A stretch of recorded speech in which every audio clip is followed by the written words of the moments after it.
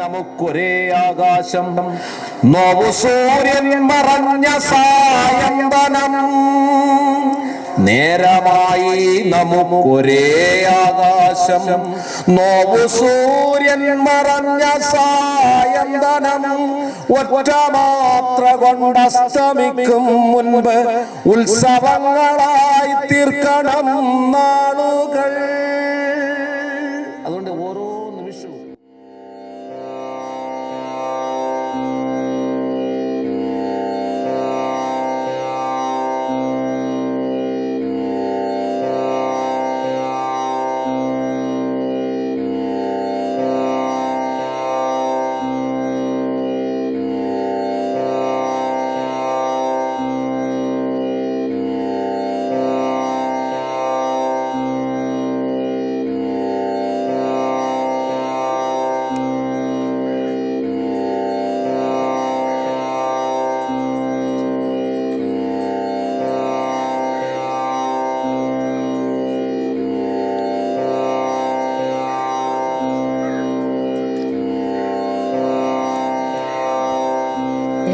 ഒറ്റ വാക്കിൽ വേദിയിലേക്ക് സദസ്സിലും ഉള്ള എല്ലാവരെയും എല്ലാ സുമനസ്സുകളെയും ഒറ്റ വാക്കിൽ സ്വാഗതം ചെയ്യുന്നു. ചില്ലയുടെ മനോഹരമായ ഈ ചടങ്ങിൻ്റെ അധ്യക്ഷത വഹിക്കുന്നത് ശ്രീ ഡി ദേവകൃത്തമ്മൻ അദ്ദേഹമാണ്. ചില്ലയുടെ ചെയർമാനാണ്. അഭിനയ തിയേറ്ററിൻ്റെ സാരഥിയാണ്. അതല്ലാതെ തന്നെ പങ്കജിൻ്റെ മാനേജ് ഡയറക്ടർ ഒന്നും കൂടെ പറഞ്ഞോട്ടെ. തീർച്ചയായിട്ടും അധ്യക്ഷനായി വെറുതെയായിട്ട് പോയിരിക്കുകയാണ്.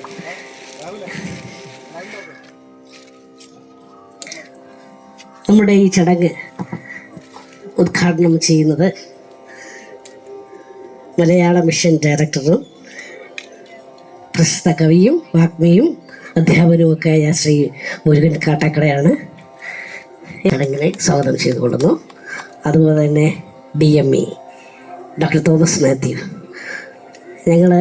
അദ്ദേഹം DME ആകുന്നതിന് മുമ്പ് തിരുവനന്തപുരം മെഡിക്കൽ കോളേജിൻ്റെ പ്രിൻസിപ്പൾ ആകുന്നതിന് മുമ്പ് കമ്മ്യൂണിറ്റി മെഡിസിൻ്റെ HOD ആകുന്നതിന് മുമ്പ് സ്റ്റുഡൻറ്.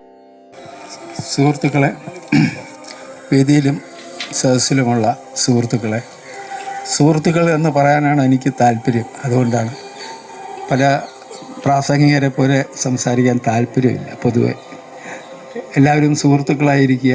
അതിൽ വേദിയിലിരിക്കുന്നവർ ഒരു പടി മുകളിലാണെന്നുള്ള ധാരണയോ ഭാവമോ ഇല്ല. അടിസ്ഥാനപരമായി ഇനി ഇതിൻ്റെ ഡയറക്ടർ അനിൽ, ഇതിൻ്റെ എല്ലാമായ അനിൽ വളരെ വിശദമായി അനന്യയെക്കുറിച്ചും ചില്ലയെക്കുറിച്ചും സംസാരിക്കും.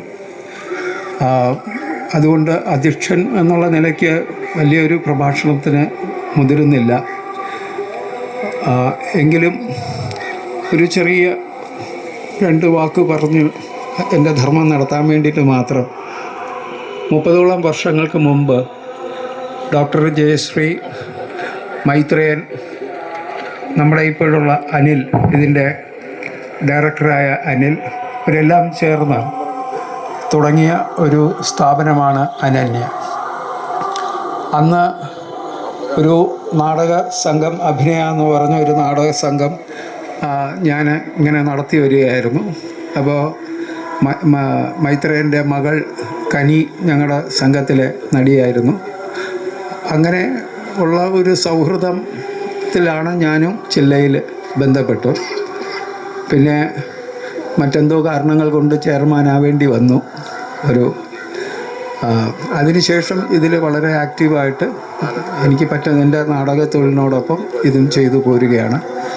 ഇന്ന് പ്രത്യേകിച്ച് നമുക്ക് അതിഥിയായി കിട്ടിയിരിക്കുന്ന 3 പേര് വളരെ പ്രധാനപ്പെട്ട വ്യക്തികളെ തന്നെ. ഒന്ന് എല്ലാവർക്കും അറിയാവുന്ന പ്രശസ്ത കവിയും അധ്യാപകനും മലയാള മിഷൻ ഡയറക്ടറുമായ മുരുകൻ കാട്ടാക്കടയാണ്. അദ്ദേഹത്തെക്കുറിച്ച് നിങ്ങളോട് സംസാരിക്കേണ്ട കാര്യമില്ല. 2 തോമസ് മാത്യു മെഡിക്കൽ കോളേജിലെ പ്രിൻസിപ്പളായിരുന്നു. ഇപ്പോൾ മെഡിക്കൽ ബോർഡിൻ്റെ ഡയറക്ടർ ആണ്. അദ്ദേഹവും ഞാനും വർഷങ്ങളോളം, അദ്ദേഹം ഒരു നാടക നടനും കൂടിയാണ്. ഇത്രയുള്ള തിരക്കിനിടയിലും അദ്ദേഹം നാടകം ചെയ്യാൻ സമയം കണ്ടെത്തുകയും ഇന്നും ആ സൗഹൃദമാണ് ഇന്നും തുടർന്നു പോകുന്നത്. അദ്ദേഹം ഇത്രയും തിരക്കിനിടയിലുമൊക്കെ നാടകം ചെയ്തു എന്നുള്ളത് വലിയ. ഇതുപോലെയാണ് ഡോക്ടർ അമ്പി സാറും. ഇവർ രണ്ടുപേരും എത്രയോ ഡോക്ടേഴ്സ് നമുക്കറിയാവുന്നവർ നാടകത്തിൽ വന്നു പോയി. അവരൊക്കെ വന്ന് 1 മാസം കഴിഞ്ഞ് ഉപേക്ഷിച്ച് പോയവരാണ്. ഇത് ഇത്രയും വലിയ പദവിയിലിരിക്കുമ്പോഴും നാടകം ചെയ്യാൻ, അതും ഹാസ്യ നാടകം എഴുതുകയും അഭിനയിക്കുകയും, അതൊക്കെ ജോബിയൊക്കെ ഇവർ ഒരുമിച്ച് വർക്ക് ചെയ്തതാണ്. അങ്ങനെ തോമസ് മാത്യുവിനെ ഇവിടെ കിട്ടിയതും ഈ ചടങ്ങ്. അദ്ദേഹമാണ് ഈ കെയർ റവന്യൂ ഒരു ഡോക്യുമെൻ്ററി, ഒരു ചെറിയ ഷോർട്ട് ഫിലിം ചെയ്തിട്ടുണ്ട്. അതിൻ്റെ മേൽനോട്ടം വഹിക്കുന്ന പ്രശാന്ത് മേനോനും ഇവിടെ വന്നിട്ടുണ്ട്. അദ്ദേഹം നമ്മളോട് സംസാരിക്കും. ഇവരാണ് പുതിയ 3 ഗസ്റ്റുകൾ. അതിനുശേഷം ഇവിടുത്തെ പഞ്ചായത്ത് പ്രസിഡൻറ്റും വൈസ് പ്രസിഡൻറ്റും വരുമെന്ന് പറഞ്ഞിരുന്നു. അവർ എത്തിയിട്ടില്ല. എന്നാലും ഞാൻ അധികം സംസാരിക്കുന്നില്ല, കാര്യം ഇവർക്ക് പോകാൻ നല്ല തിരക്കുള്ള ആൾക്കാരാണ്. ഇതിൽ പിന്നെ അനിൽ വിശദമായി സംസാരിക്കുന്നത് കൊണ്ട് എൻ്റെ വാക്ക് ചുരുക്കുന്നു. നന്ദി, നമസ്കാരം. ഒരാളാണ് സാറിന് കാണാനായിട്ട് അപ്പോഴാണ് ഇങ്ങനെ ഒരു പരിപാടി കണ്ടത്. അപ്പോൾ അതിൽ ജോയിൻ ചെയ്തു എന്നുള്ള എല്ലാവർക്കും എൻ്റെ ആശംസകൾ. പ്രിയപ്പെട്ട സഹോദരങ്ങളെ, എല്ലാവർക്കും നമസ്കാരം. ഈ ചടങ്ങിന് അധ്യക്ഷനായിരിക്കുന്നത് രഘുത്തമൻ ചേട്ടനാണ്. ഞങ്ങളുടെയെന്നല്ല, ലോകത്തുള്ള എല്ലാ മലയാളികളും അഭിമാനത്തോടെ കാണുന്ന കേരളത്തിൻ്റെ അഭിമാനമായിട്ടുള്ള കലാകാരനാണ് അദ്ദേഹം. ക്രിയേറ്ററാണ് അദ്ദേഹം. അദ്ദേഹത്തിൻ്റെ അധ്യക്ഷതയിലാണ് ഈ പരിപാടി നടക്കുന്നത്. അതിൽ തോമസ് മാത്യു സാറ്, അദ്ദേഹം ഇന്ത്യ മുഴുവൻ അറിയപ്പെടുന്ന വലിയ ഒരു ഡോക്ടറാണെന്നതിനേക്കാൾ ഉപരി വലിയൊരു കലാകാരനാണ്. നിങ്ങൾക്ക് എല്ലാവർക്കും അറിയാം. അങ്ങനെ കലാമേഖലയിലും സാഹിത്യ മേഖലയിലും എല്ലാം കയ്യൊപ്പിട്ടിട്ടുള്ള തോമസ് മാത്യു സാറുണ്ട്. എൻ്റെ പ്രിയപ്പെട്ട സുഹൃത്ത് മനോജ്, അദ്ദേഹത്തിൻ്റെ ഒരു സഹോദരിയുടെ പുസ്തകത്തിൻ്റെ പ്രകാശന അല്ലെങ്കിൽ അതിന് ഔദാരിക എഴുതുന്നതുമായി ബന്ധപ്പെട്ടൊരു കാര്യത്തിന് അടിയന്തരമായി കാണാൻ വേണ്ടി ഒരു സത്യത്തിൽ തൃശ്ശൂരുകാരനാണ് അദ്ദേഹം, ബിസിനസ്സുകാരനാണ്. കാണുന്നതിന് വേണ്ടി വന്നതാണ്. എനിക്ക് അത്യാവശ്യം ഇഞ്ഞ് പോരേണ്ടി വന്നുകൊണ്ട് ഞാൻ ഇങ്ങോട്ട് വരാൻ പറഞ്ഞവർ ഇങ്ങനെ വന്നതാണ്. വന്ന് കണ്ടു കഴിഞ്ഞപ്പോൾ ഉണ്ടാകുന്ന തീർച്ചയായും ഈ സംരംഭത്തിൻ്റെ ഒരു നന്മ എന്താണ് എന്ന് തിരിച്ചറിയുമ്പോൾ ഉണ്ടാകുന്ന സന്തോഷം കൊണ്ടാണ് അദ്ദേഹം ഇരിക്കുന്ന 6 മണിക്കാണ് സത്യത്തിൽ തിരിച്ച് തിരുവനന്തപുരത്ത് നിന്ന് പോകാനുള്ള വണ്ടി. എങ്കിലും അത് തരണം ചെയ്തും അദ്ദേഹം ഇരിക്കുന്നു. അങ്ങനെ ഏറ്റവും അതുപോലെ തന്നെ ഈ പ്രശാന്ത് മേനോൻ ഇതിനെ പ്രധാനമായും ഇതിൻ്റെ കൂടെ നിൽക്കുന്ന ഒരു സാംസ്കാരിക പ്രവർത്തകനാണ്. എല്ലാവർക്കും എൻ്റെ ഹൃദയം നിറഞ്ഞ സ്നേഹവും നന്മയും അടയാളപ്പെടുത്തുന്നു. ഇവിടെ ഉണ്ട് ഞാനെന്നറിയിക്കുവാൻ മധുരമാമൊരു കൂവൽ മാത്രം മതി എന്നാണ്. നമ്മൾ ഇവിടെ ഉണ്ട് എന്ന് അറിയിക്കണം. കൃത്യമായും അതിനുള്ള അവകാശം അല്ലെങ്കിൽ അതിനുള്ള കടമ നമുക്കുണ്ട്. നമ്മളെപ്പോഴും പൗരൻ എന്ന നിലയിൽ നമ്മുടെ അവകാശങ്ങളെക്കുറിച്ച് എപ്പോഴും പറയും, പക്ഷേ നമ്മുടെ കടമകളെക്കുറിച്ച് നമ്മൾ അങ്ങനെ വലുതായിട്ട് സംസാരിക്കാറില്ല. അപ്പോൾ ജീവിതത്തിലെ ഏറ്റവും പ്രധാനപ്പെട്ട കാര്യം, അവകാശങ്ങളെക്കാൾ കൂടുതൽ പ്രധാനമെന്ന് പറയുന്നത് ഒരു മനുഷ്യനായിരിക്കുക എന്നതാണ്. ആ മനുഷ്യനായിരിക്കുമ്പോൾ അവൻ്റെ കടമകൾ എന്താണ് എന്നതിനെ സംബന്ധിച്ചാണ്. നമ്മൾ പരസ്പരം പാരസ്പര്യത്തോടെ ജീവിക്കുക എന്നുള്ളതാണ്. അപ്പോൾ അതിനൊരു സമതുലിതാവസ്ഥ കണ്ടെത്തുക എന്നുള്ളതാണ്. നമ്മുടെ കയറ്റിറക്കങ്ങളെ അല്ലെങ്കിൽ നമ്മുടെ കയറ്റങ്ങളെ മറ്റുള്ളവരുടെ ഇറക്കങ്ങളുമായി സമരസപ്പെടുത്തിക്കൊണ്ട് മുന്നോട്ട് പോകുമ്പോഴാണ് സമൂഹം വളരെ സുന്ദരമായി മാറുന്നത്. അങ്ങനെ അതിഗംഭീരമാണ് ഈ എൻ്റെ പ്രിയപ്പെട്ട സുഹൃത്തുക്കൾ, ജോബിയുടെ നേതൃത്വം, രത്നകുമാർ സാറിൻ്റെയൊക്കെ നേതൃത്വത്തിൽ പ്രിയപ്പെട്ട സുഹൃത്തുക്കൾ കൊണ്ടുവന്നിരിക്കുന്ന ഈ സംരംഭം. അതായത് വളരെ വ്യത്യസ്തമായ രീതിയിൽ പ്രതിഭകളെ കണ്ടെത്താൻ നടത്തുന്ന വലിയൊരു അന്വേഷണത്തിൻ്റെ തുടക്കമാണ് ഇത്. പ്രതിഭകളെ കണ്ടെത്തുന്നതിനുള്ള അന്വേഷണമാണ് നടക്കുന്നത്. കൃത്യമായും നമ്മുടെ മക്കളുടെ ശേഷികൾ എന്താണ് എന്ന് തിരിച്ചറിയുകയും ആ ശേഷികളെ സമൂഹത്തിൽ ചന്ദനത്തിരി പോലെ അവർ സുഗന്ധവാഹികളായി മാറുന്നതിന് അവരെ പ്രാപ്തരാക്കുന്ന രീതിയിൽ അവരെ ആയുധവൽക്കരിക്കുകയും ചെയ്യുക എന്ന വലിയ ദൗത്യമാണ് ഈ മഹാസംരംഭത്തിലൂടെ ഏറ്റെടുക്കപ്പെടുന്നത്.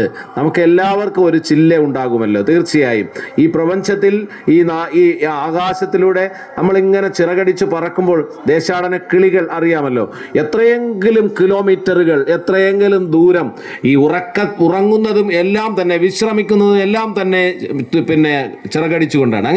അങ്ങനെ വരുമ്പോഴും അവർക്കൊരു ചില്ല ഉണ്ടാകും. തീർച്ചയായും അതിഗംഭീരമായൊരു ആശയമാണിത്. ഈ സംരംഭത്തോടൊപ്പം ഇങ്ങനെ വാക്കുകൊണ്ടോ വർത്തമാനം കൊണ്ടോ മാത്രമാണെങ്കിൽ പോലും കൂടെ നിൽക്കുവാൻ അവസരമുണ്ടാകുന്നതിൽ ഒരു കവി എന്ന നിലയിൽ, ഒരു അധ്യാപകൻ എന്ന നിലയിൽ ഞാൻ വളരെ സന്തോഷിക്കുന്നു. നമുക്ക് ഒരുമിച്ച് യാത്ര ചെയ്യാം മുന്നോട്ട്. നമ്മുടെ മക്കളുടെ നന്മകളെ നമുക്ക് കണ്ടെത്താം.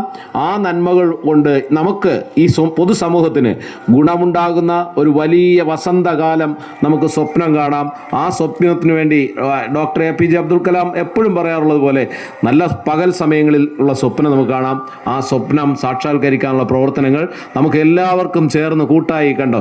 ഇന്നലെ വരെ ഹൃദയബന്ധം പോലും ഇല്ലായിരുന്നു, ഈ മക്കളുമായിട്ടൊരു ബന്ധമില്ലായിരുന്നു മനോജ് ഉൾപ്പെടെയുള്ള ആളുകൾ ഈ നന്മയുടെ ഭാഗമായി പെട്ടെന്ന് ഒന്നായി മാറുന്ന ഒരു സന്ദർഭമാണ് ഇത്. അപ്പോൾ തീർച്ചയായും ആ അർത്ഥത്തിൽ നമുക്കിത് മനോഹരമായ ഈ ദൗത്യം മുന്നോട്ട് നടത്താം. ഇവിടെ ഉണ്ടു ഞാൻ എന്നറിയിക്കുവാൻ മധുരമാമൊരു കൂവൽ മാത്രം മതി. PP രാമചന്ദ്രൻ എന്ന കവി അദ്ദേഹത്തിൻ്റെ കാണക്കാണെ എന്ന പുസ്തകത്തിൽ ലളിതം എന്നൊരു ചെറിയ കവിത എഴുതിയിട്ടുണ്ട്. ആ കവിത ഇങ്ങനെയാണ്, അത് പക്ഷികളെ, കിളികളെ കുറിച്ചാണ്.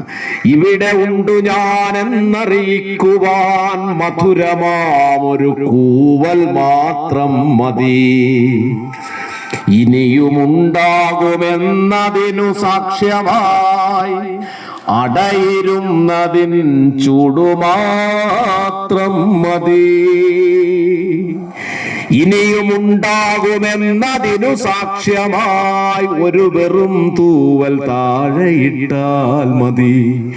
ഇതിലുമേറെ ലളിതമായെങ്ങനെ കിളികൾ ആവിഷ്കരിക്കുന്നു ജീവനെ എന്നാണ്. ഇതിലുമേറെ ലളിതമായി എങ്ങനെയാണ് കിളികൾ ജീവനെ ആവിഷ്കരിക്കുന്നത് എന്നാണ്. അപ്പോൾ എല്ലാവർക്കും ജീവിതത്തെ ആവിഷ്കരിക്കുവാനുള്ള കടമയുണ്ട്.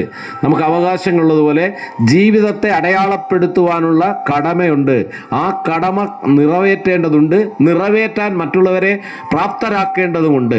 അപ്പോൾ ജോബിയും എൻ്റെ പ്രിയപ്പെട്ട ജോബിയും രത്നകുമാറും എൻ്റെ പ്രിയപ്പെട്ട സുഹൃത്തുക്കളുമൊക്കെ ഇവിടെ ഉണ്ട് ഞാനെന്ന് മധുരമായി കൂവുന്നതാണ് ഈ മഹാസംരംഭം എന്ന് പറയുന്നത്. ഇതിലൂടെ അവർ ഇനിയും ഉണ്ടാകുമെന്ന് സാക്ഷ്യപ്പെടുത്തുകയാണ് ചെയ്യുന്നത്. നമ്മുടെ മക്കളെ ഇവിടെ ഉണ്ട് എന്ന് കൃത്യമായി വിളിച്ചു കൂവാൻ അവരെ പ്രാപ്തരാക്കുകയാണ് ചെയ്യുന്നത്. ഈ മഹാസംരംഭത്തിൽ എനിക്കും പങ്കാളിയാകുന്നതിൽ ഞാൻ വീണ്ടും എൻ്റെ കുടുംബവും എൻ്റെ ഭാര്യയുടെ ഉണ്ട്, രേഖ ടീച്ചറുണ്ട്, ഞങ്ങളെല്ലാം ഒരുമിച്ച് ഒരേ കാലത്ത് പഠിച്ചവരാണെന്നുള്ള ഭാഗ്യമാണ് എനിക്കും ഇതിനകത്ത് വരുന്നതിനുള്ള ഇടയാകുന്നത്. ഞങ്ങൾ ഒരേ കാലത്തുണ്ടായിരുന്ന ആളുകൾക്ക് ഞങ്ങൾക്ക് ഇങ്ങനെ ഒരുമിച്ച് കൊണ്ടുപോകാൻ കഴിയുന്നതിനുള്ള ധന്യത ഓർത്തുകൊണ്ട് ഞാൻ ഈ വൈകുന്നേരം ഈ സന്ധ്യയിലെ ഒരുമിച്ച് കൂടൽ ഈ മനോഹരമായ ഒത്തുചേരൽ ഉദ്ഘാടനം ചെയ്തതായി വളരെ താഴ്മയോടെ അറിയിക്കുന്നു. അപ്പോൾ ഇവിടെ ഇരിക്കുന്ന സഹോദരിമാർക്ക് വേണ്ടി, അമ്മമാർക്ക് വേണ്ടി ഒരു കവിത ചൊല്ലണമെന്ന് എന്നോട് എപ്പോഴും ജോബ് പറയുന്നുണ്ട്. അതുകൊണ്ട് ഞാൻ എൻ്റെ കവിതയിൽ കുറച്ച് വരി ചൊല്ലാമെന്നും വിചാരിക്കുന്നു. അപ്പം നിങ്ങൾക്ക് ആർക്കെങ്കിലും ഏതെങ്കിലും എൻ്റെ ഒരു കവിത കേൾക്കണമെന്നുള്ള കവിത ഉണ്ടെങ്കിൽ പറഞ്ഞാൽ ഞാനത് ചൊല്ലാം. അല്ലെങ്കിൽ എനിക്കിഷ്ടമുള്ളൊരു കവിതയല്ല, കന്നഡയാണ്, കന്നഡ. അപ്പോൾ എൻ്റെ പ്രിയ സുഹൃത്ത് ജോബിയുടെ ഏറ്റവും പ്രിയപ്പെട്ട എൻ്റെ ഒരു കവിതയുണ്ട്, അത് കുറച്ച് പേര് ചൊല്ലാം. വളരെ ഒരു അർത്ഥ കവിതയാണ്. അത് ഈ ബാല്യകാലത്തെക്കുറിച്ചുള്ള ഒരു ചിന്തയാണ്, ബാല്യകാലത്തെ പ്രണയത്തെക്കുറിച്ചൊക്കെയുള്ള ചിന്തയാണ്. അതെന്തുകൊണ്ടാണ് ജോബിക്ക് അത്ര ഇഷ്ടപ്പെടുന്നതെന്ന് എനിക്ക് മനസ്സിലായിട്ടില്ല. എന്തായാലും ജോബിക്ക് വേണ്ടി ഞാൻ കവിത ചൊല്ലാം. നീ അടുത്തുണ്ടായിരുന്ന കാലം എന്നാണ്. കുറച്ച് പേരെ ചൊല്ലൂ. നീ അടുത്തുണ്ടായിരുന്ന കാലം ഞാൻ എന്നിലുണ്ടായിരുന്ന പോലെ, നീ അടുത്തില്ലാതിരുന്ന കാലം, നീ അടുത്തില്ലാതിരുന്ന കാലം ഞാൻ എന്നിലില്ലാതിരുന്ന പോലെ, സ്വപ്നത്തിൽ നീ പുഞ്ചരിച്ച കാലം എന്റെ ദുഃഖങ്ങളെല്ലാം അകന്ന പോലെ, നീ അടുത്തുണ്ടായിരുന്ന കാലം കണ്ടിട്ടു കണ്ടില്ല എന്ന ഭാവത്തിൽ നീ കണ്ണുകൊണ്ടം പെയ്ത ബാല്യകാലം, കണ്ടിട്ടു കണ്ടില്ല എന്ന ഭാവത്തിൽ നീ കണ്ണുകൊണ്ടമ്പെയ്ത ബാല്യകാലം നോക്കുന്നതെന്തിനു നീ എന്നെ എന്നു നീ നോട്ടത്തിലൂടെ പറഞ്ഞ കാലം നേരം വെളുത്താൽ നിനക്കായി വരമ്പത്തെ നീളും നിഴൽ നോക്കി നിന്ന കാലം നേരം വെളുത്താൽ നിനക്കായി വരമ്പത്തെ നീളും നിഴൽ നോക്കി നിന്ന കാലം മുന്നോട്ട് പോയിട്ട് പിന്നോട്ടു നോക്കി നീ കണ്ടു ഞാനെന്നോ ചിരിച്ച കാലം മുന്നോട്ടു പോയിട്ടു പിന്നോട്ടു നോക്കി നീ കണ്ടു ഞാനെന്നു ചിരിച്ച കാലം നീ കാണുവാനായി മരം കേറി കൊമ്പത്തെ നീറിന്റെ കൂടൊന്നുലഞ്ഞ കാലം നിൽക്കാൻ ഇരിക്കാൻ കഴിഞ്ഞിടാതമ്മേ എന്നുള്ളിൽ കരഞ്ഞു ചിരിച്ച കാലം അക്കാലമാണ് ഞാൻ ഉണ്ടായിരുന്നതെന്നിക്കാലമത്രേ തിരിച്ചറിഞ്ഞു അക്കാലമാണു ഞാൻ ഉണ്ടായിരുന്നതെന്നിക്കാലമത്രേ തിരിച്ചറിഞ്ഞു നഷ്ടപ്പെടും വരെ നഷ്ടപ്പെടുന്നതിൻ നഷ്ടമെന്താണെന്നതോർക്കില്ല നാം നഷ്ടപ്പെടും വരെ നഷ്ടപ്പെടുന്നതിൻ നഷ്ടമെന്താണെന്നതോർക്കില്ല നാം നഷ്ട പ്രണയത്തിനോർമ്മ പോലിത്രമേൽ മധുരിക്കും അനുഭൂതി വേറെയുണ്ടോ മഴ പെയ്തു തോർന്നതിന് ശേഷം ഒരു ചെറുകാറ്റ് കവിളിൽ തലോടും തണുപ്പു പോലെ നഷ്ട പ്രണയത്തിനോർമ്മ പോൽ ഇത്രമേൽ മധുരിക്കും അനുഭൂതി വേറെയുണ്ടോ? ചെയ്യാൻ കഴിയുന്ന ഏറ്റവും ആത്യന്തികമായ നന്മ ധർമ്മം എന്നോർത്തുകൊണ്ട് ഈ മഹത്തായ പരിപാടിക്ക് ഈ യാത്രയ്ക്ക് ഈ ഒരു പാഥേയ പോലെ പൊതിച്ചോറ് പോലെ ഞങ്ങൾ എല്ലാവരും കൂടെ ഉണ്ടാകും എന്ന് ബോധ്യപ്പെടുത്തിക്കൊണ്ട് വാക്കുകൾ അവസാനിപ്പിക്കുകയാണ്. അപ്പൊ ഇനി അനുജത്തിമാര് ചോദിച്ചിരിക്കുന്ന ഒരേ കവിത കൂടി ചൊല്ലാൻ എനിക്ക് ചൊല്ലാതെ പോകാൻ പറ്റില്ല, അതുകൊണ്ടാണ് ക്ഷമിക്കണം കേട്ടോ. അത് കാരണം അല്ലെങ്കിൽ എനിക്ക് പ്രശ്നമാവും, എനിക്ക് ഇവിടെ നിന്ന് ഇറങ്ങാൻ കഴിയില്ല. അതുകൊണ്ട് ആർക്കെങ്കിലും വിഷമം ഉണ്ടെങ്കിൽ ഒന്നും തോന്നരുത്, ചൊല്ലട്ടെ. നിങ്ങൾ പറഞ്ഞ ഒരു കവിത കൂടെ പറഞ്ഞോ. രേണുക ഉറക്കെ പറഞ്ഞാല്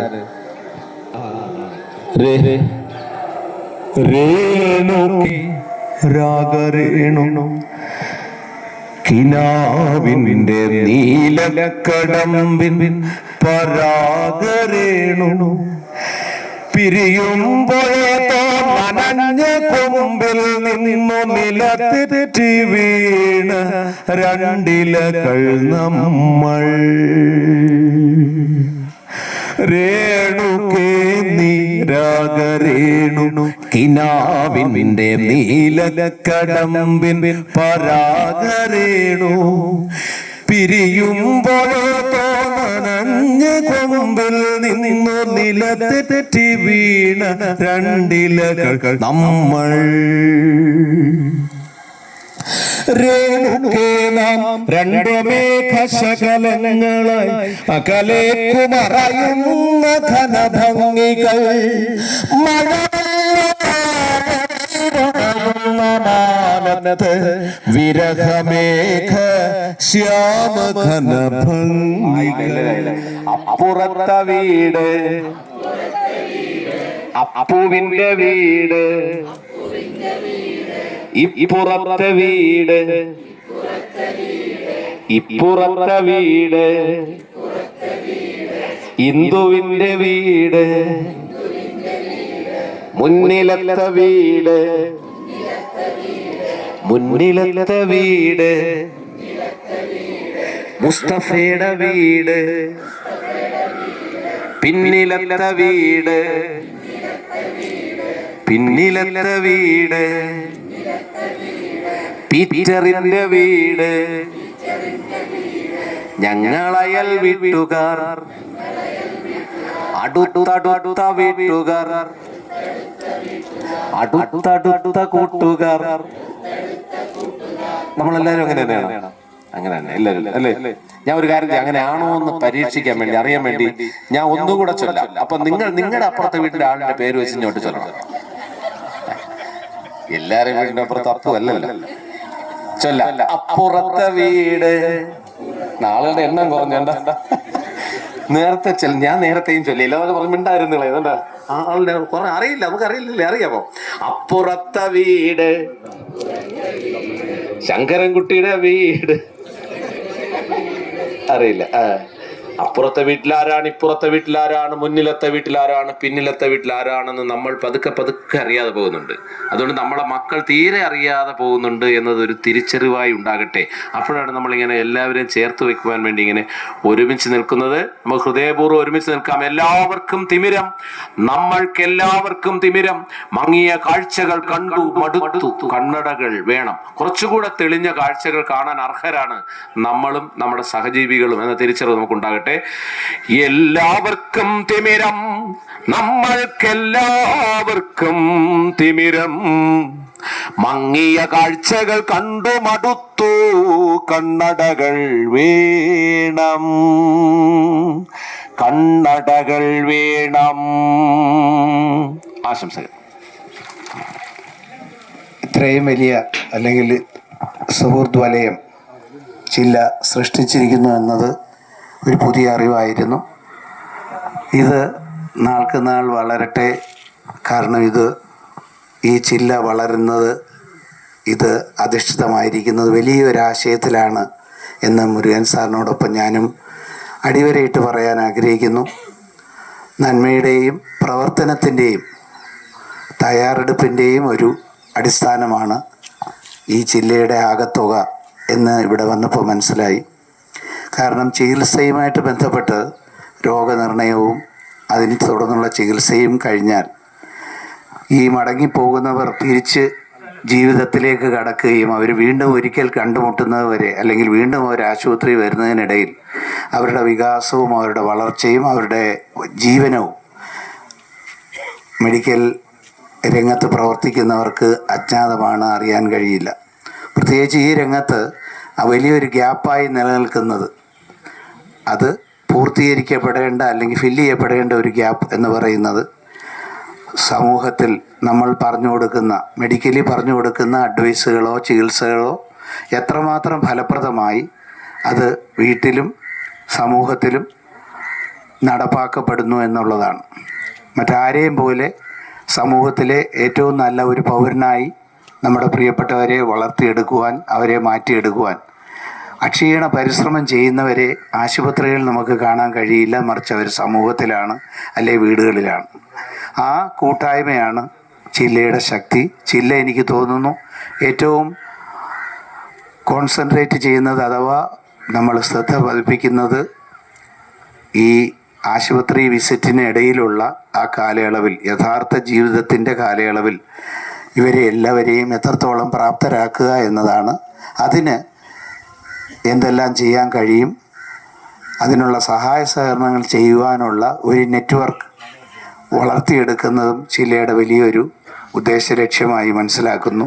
തീർച്ചയായും ഇതുപോലെയുള്ള അനേക സംരംഭങ്ങളിലൂടെ ഈ വലിയ സഹായത്തിൻ്റെ ഹസ്തവും നെറ്റ്വർക്കും വളർത്തിയെടുക്കാൻ നമുക്ക് കഴിയും. ഇൻസ്പിറേഷൻ എന്ന് പറയുന്നത് ഭയങ്കര വലുതായിരുന്നു. തിരിച്ച് ഞാൻ ഓഫീസിൽ പോയി ഇതിനെക്കുറിച്ച് സംസാരിച്ചു. അതിനുശേഷം ഞാനും എൻ്റെ ടീമും സംസാരിച്ചു. അതിൽ നിന്നും അവർക്കും ഉണ്ടായിരുന്ന ഇൻസ്പിറേഷൻ വാസ് ഹ്യൂജ്. അപ്പം നമ്മൾ ഫിനാൻഷ്യൽ ആസ്പെക്ട് ഇസ് ഡിഫറെൻറ്റ്. നമ്മൾ സ്പോൺസർഷിപ്പും കൊടുക്കുന്നുണ്ട്, മോണിറ്ററി ബെനിഫിറ്റ് കൊടുക്കുന്നുണ്ട്. പക്ഷെ അതിലും ഉപരി നമുക്ക് എന്ത് ചെയ്യാൻ പറ്റും എന്നുള്ളതായിരുന്നു നമ്മൾ ആലോചിച്ചത്. അങ്ങനെ നമ്മൾ ആദ്യം നമ്മുടെ ടീം ഇരുന്ന് സംസാരിച്ചപ്പോൾ ഒരു വീഡിയോ ചെയ്യാം, ഇങ്ങനത്തെ ഒരു സിറ്റുവേഷനിലുള്ള ആൾക്കാർ പബ്ലിക്കിൽ വരുമ്പോൾ എങ്ങനെയാണ് റിയാക്ട് ചെയ്യുക, അതിനെ ബേസ് ചെയ്തിട്ട് ഒരു വീഡിയോ ചെയ്യാമെന്നുള്ളതായിരുന്നു നമ്മുടെ ചിന്ത. ഫെസ്റ്റിവലിൽ നമ്മൾ ഫീച്ചർ ചെയ്തിരുന്നു. അതിൽ നമുക്ക് നല്ല റിവ്യൂസ് കിട്ടിയിട്ടുണ്ട്. ഇങ്ങനെ ഈ വീഡിയോസ് ചെയ്യാനും ഈ ഒരു തോട്ടിലോട്ട് കൊണ്ടുവരാനും ആക്ച്വലി പറഞ്ഞ അനിൽ സാറിൻ്റെ ഒരു പങ്ക് അതിൽ ഭയങ്കര വലുതാണ്. നമ്മൾക്ക് ഭയങ്കര ഒരു തോട്ട് പ്രൊവോക്കിംഗ് സാർ സംസാരിക്കുന്നതാണ്. അപ്പം നമ്മൾ സാറിന് നെക്സ്റ്റ് മന്ത് നമ്മൾ ഓഫീസിലോട്ട് സങ്കടങ്ങളിൽ പെട്ട് കിടക്കുന്ന കുറേ മനുഷ്യരെ അവരുടെ സന്തോഷത്തിൻ്റെ ഒരു മേഖല ഉണ്ടെങ്കിൽ അത് കണ്ടെത്തി അതിലേക്ക് ഒന്ന് കൈപിടിക്കാൻ കൈത്താങ്ങായി അവരെ പൊതുലോകത്തേക്ക് എല്ലാവരെയും പോലെ എന്നൊരു അത്യാഗ്രഹമാണ്. മറ്റുള്ളവരെ പോലെ കായികമായും മാനസികമായും ഉയർത്തിയെടുക്കാനുള്ളൊരു വലിയ പരിശ്രമമാണ്. ചില്ലയുടെ പൊതുവായ പ്രവർത്തനങ്ങൾക്കിടയിൽ ചില്ല അതിന് മുൻകൈ എടുക്കുന്നു എന്നുള്ളത് അങ്ങേറ്റം അഭിനന്ദനാർഹമായ പ്രോത്സാഹനവും പിന്തുണയും കൊടുക്കേണ്ടതായ ഒരു ചെറുതല്ലാത്ത കാര്യമാണ്. അല്ലെ ഞങ്ങളെപ്പോലുള്ള പൊതുപ്രവർത്തകർ ഇവിടെ ഞാൻ മാത്രമല്ല, ഞാൻ പലരെയും പ്രതികരിച്ചാണ് നിങ്ങൾക്ക് അപ്പുറം ഇപ്പുറം എന്നുള്ള നിലയ്ക്ക് ഇരിക്കുന്നത്.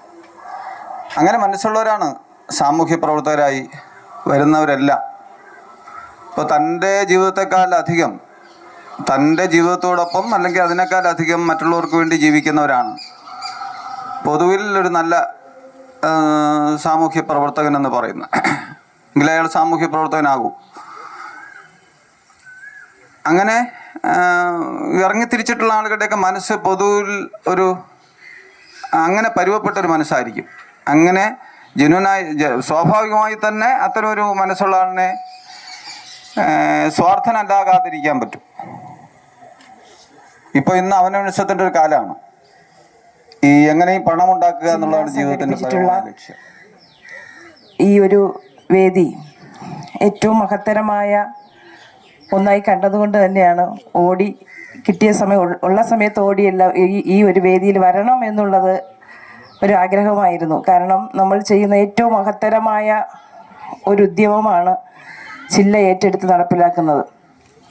ഒത്തിരി കരകുളം ഗ്രാമപഞ്ചായത്തിനെ ഉൾപ്പെടെ വിവിധ കാര്യങ്ങളിൽ സഹായിച്ചിട്ടുള്ള ഒരു സംഘടന കൂടിയാണ് നമ്മുടെ. അങ്ങനെയുള്ള കുട്ടികളുള്ള വീട്ടിൻ്റെ അവസ്ഥ നമുക്ക് ഏവർക്കും അറിയാവുന്നതാണ്. നമുക്ക് ഏവർക്കും എന്ന് പറയാൻ പറ്റില്ല. അങ്ങനെയുള്ള വീട്ടിലുള്ള അച്ഛൻ്റെ അമ്മയുടെ അവസ്ഥ അവർക്ക് മാത്രം അറിയാം. കണ്ടു നിൽക്കുന്ന നമുക്ക് കുറെ മനസ്സിലാകുമെന്നുള്ളതാണ്.